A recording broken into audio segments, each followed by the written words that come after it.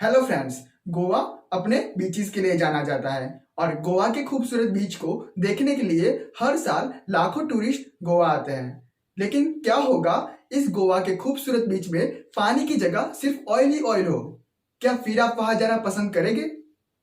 मैं इस एग्जाम्पल को आपको इसलिए बता रहा हूं क्योंकि यही इंसिडेंट इंडियन ओशन में आए हुए एक टापू यानी कि आइलैंड मॉरिशस के साथ हुआ है। मॉरिशस एक आइलैंड कंट्री है और इसी आइलैंड पे बहुत सारे ब्यूटीफुल बीचेस आए हुए हैं और इस देश की इकोनॉमी भी इसी बीचेस को देखने आने वाले टूरिस्ट पर निर्भर है। लेकिन हाल ही में जापान का एक बड़ा जहाज मॉरिशस के पास से गुजर रहा था, लेकिन वो वहां की जमीन से टकरा गया और उस जहाज का 1000 टन ऑयल आज समुद्र पर तैर रहा है, जो कि उस जहाज का फ्यूल था। और जिस देश के बीचेस अपने क्रिस्टल क्लियर पानी के लिए जाने जाते थे, आज उस देश के बीच पे पानी की जगह सिर्फ ऑयल ही ऑयल है और इसीलिए मॉरिशस को अपने देश में एनवायरमेंटल इमरजेंसी लागू करने की जरूरत आ पड़ी है।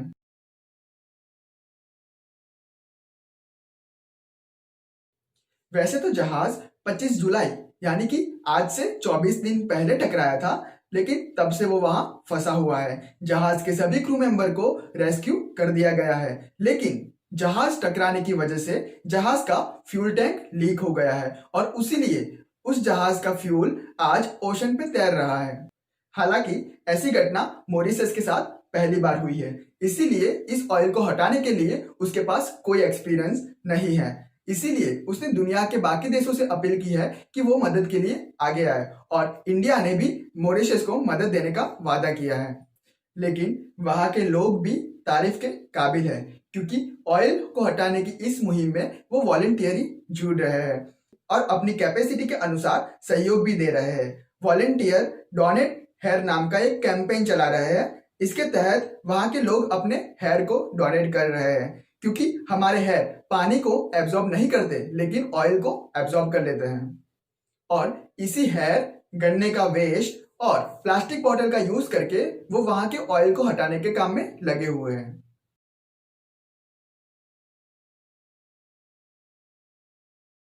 वर्ल्ड पे जितना ऑक्सीजन है उसका आधा ऑक्सीजन ओशन प्रोवाइड करता है और कार्बन डाइऑक्साइड को कम करने में मदद करता है। इसीलिए जितना पेड़ को बचाना जरूरी है, उतना ही ओशन को बचाना भी जरूरी है। और ओशन वर्ल्ड की जीडीपी में 128 बिलियन डॉलर का कंट्रीब्यूशन देते हैं, लेकिन इंसान हर साल 6 million metric ton oil ocean में डालता है, जो ओशन को मैसिव डैमेज पहुंचाता है।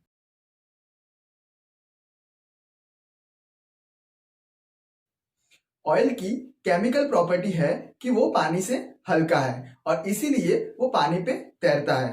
बट ऑयल पानी पे अपना लेयर बना देता है और इसी लेयर होने की वजह से सूर्य की रोशनी समुद्र के अंदर तक नहीं पहुंच पाती। अब जब समुद्र के अंदर तक सूर्य की रोशनी नहीं पहुंच पाएगी, तो इसीलिए जो एक्वेटिक प्लांट और कोरल्स होते हैं उनको बहुत नुकसान हो जाता है और इसी नुकसान होने की वजह से छोटी मछलियों को अपना खाना नहीं मिल पाएगा।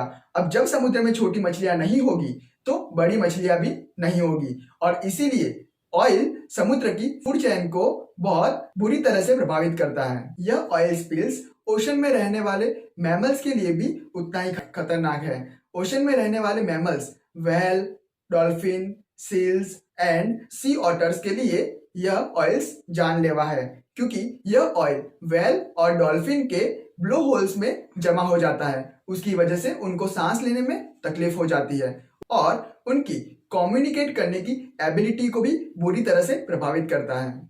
जो बर्ड्स किनारे पे रहते हैं वो शायद इस ऑयल स्पिल की वजह से बच भी जाएंगे, लेकिन जो बर्ड्स अपने फूड के लिए पानी पे तैरते हैं या पानी में डाइव लगाते हैं, उनके लिए यह ऑयल जानलेवा साबित हो सकता है क्योंकि यह ऑयल उनकी फूड चेन को और रहने की जगह को तबाह कर देगा। काफी बार ऑयल कोस्ट तक पहुंच जाता है और उसकी वजह से कोस्ट पे अपने अंडे रखने वाले एक्वेटिक एनिमल जैसे कि टर्टल्स बुरी तरह से प्रभावित होते हैं और उनकी आबादी को बहुत नुकसान पहुंचता है। कभी कभी तो उनकी पूरी आबादी एक्सटिंक्ट हो जाती है।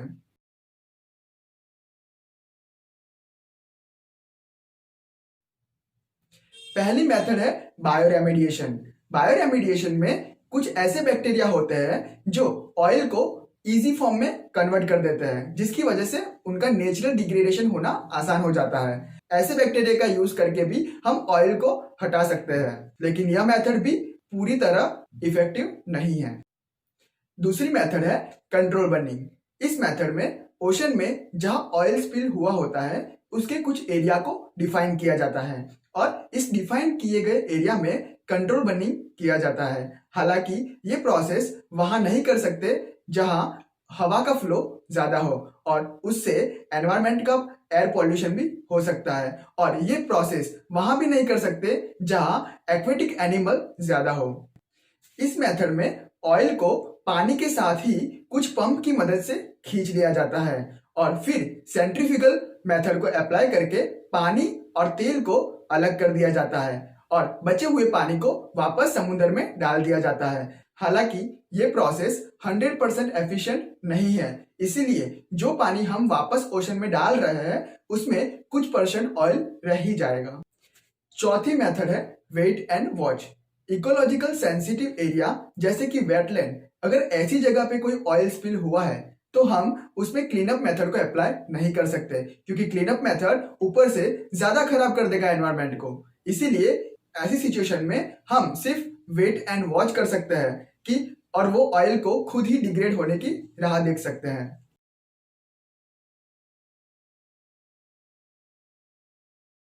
लेकिन रिसर्चर्स का मानना ऐसा है कि रियलिटी में कंप्लीटली ऑयल क्लीनअप करना बहुत चैलेंजिंग इनइफेक्टिव प्रोसेस है, क्योंकि कई बार इस ऑयल स्पिल को क्लीन करने की वजह से जितना ऑयल स्पिल से नुकसान हो रहा था उससे ज्यादा उसकी क्लीनअप मेथड से नुकसान होता है। सो ऑयल स्पिल होने के बाद उसको साफ करने से बेहतर यह है कि हम ऑयल स्पिल को होने से ही रोक दें। Prevention is better than cure. उसके लिए ऑयल को ले जा रहे जहाज में डबल लेयर टैंक को यूज करना चाहिए ताकि ऐसे एक्सीडेंट से बचा जा सके।